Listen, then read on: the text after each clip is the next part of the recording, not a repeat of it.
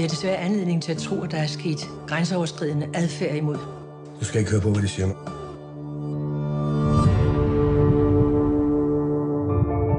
Jeg kender min lille pige, og hun lyver ikke. Så hvorfor skulle hun lyve nu?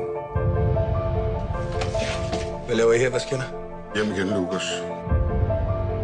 Du kan ikke få noget her. Jeg har ret til at købe ind her. Jeg kan godt gå og se.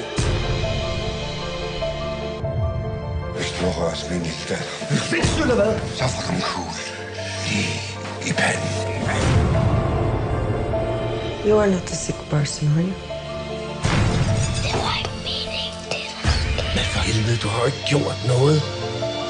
Hvorfor lå du min far? Hvad er det, du forestiller dig er sket?